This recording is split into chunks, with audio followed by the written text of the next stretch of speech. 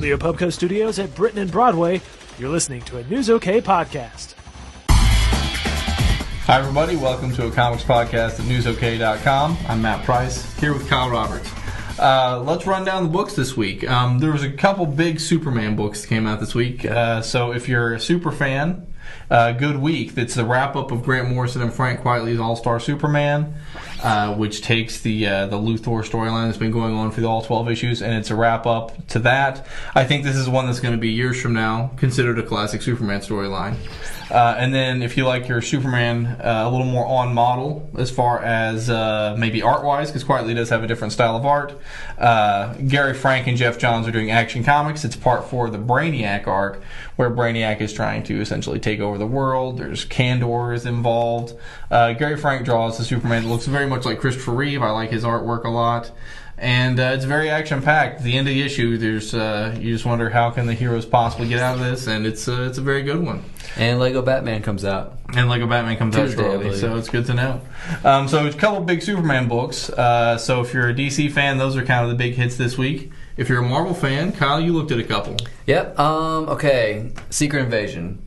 It's going on. Unless you've been hidden under a rock for the past several months, Secret Invasion is basically these Skrulls that have evolved and they can shapeshift now and do all sorts of crazy things. And they're attacking the world. They're attacking everywhere. Mm-hmm. And so this is now at Asgard.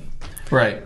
As you guys may know, if you've been out near the fictional town of Broxton, Oklahoma lately, Asgard is now in Oklahoma, so this hits right close to home. We need Thor to keep those Skrulls off of I-35 so we can get to work. Yeah.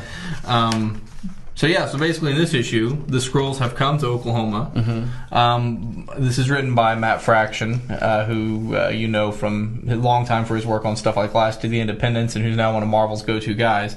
And it's drawn by Doug Braithwaite, who did Captain America in the past. Basically what happens here, Thor's kind of caught between his two roles, as in the last issue, as the Skrulls are attacking, there's also a woman who goes into labor, so he's there being the doctor. Meanwhile, Beta Ray Bill is back in town, the guy who had the Thor powers, the alien who had the Thor powers in the 80s. He's here to try to warn Asgard of what's going on. Anyway, what did you think? And Thor's delivering a baby. Thor's delivering a baby, yeah.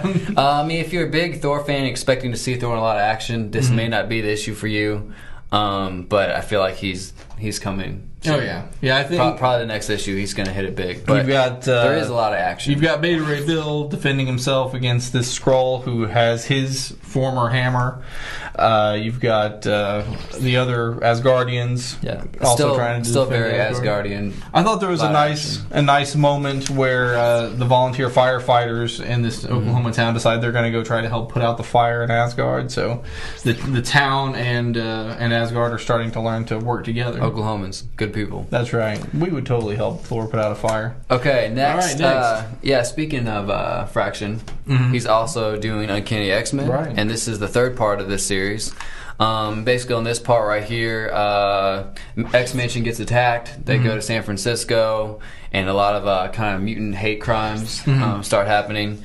And that's basically what's going on. The Red Queen is kind of ahead of all these mutant hate crimes. And that's kind of what's going down here. Yeah, there's a new Hellfire Club. Pixie, who is sort of a Kitty Pryde stand-in type, is the one who gets attacked, and then she's pretty much jumped in the street. Yeah, and she kind of decides to leave the X-Men for a while, but meanwhile, Wolverine, Nightcrawler, these guys are going after her, trying to figure out why these mutant hate crimes are happening. You've got art by Greg Land. This is co-written by Fraction and Ed Brubaker, who you know from Sleeper, Criminal, also Iron Fist, which he co-wrote with Fraction.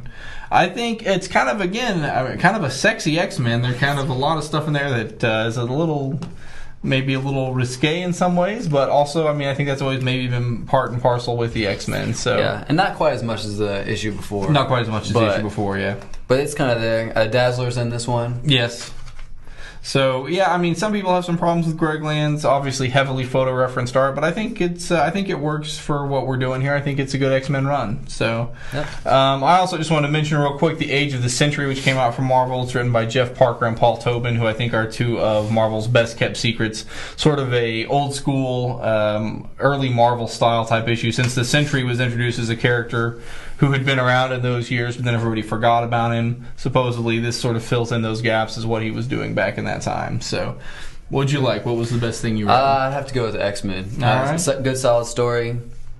Good artistry by Land. All right, excellent. All-Star Superman was a very strong finish, but I think I slightly like Action Comics better, so I think that's another good pick. But several good comics this week, so go check them out. And for Kyle Roberts, I'm Matt Price, and thanks for downloading us.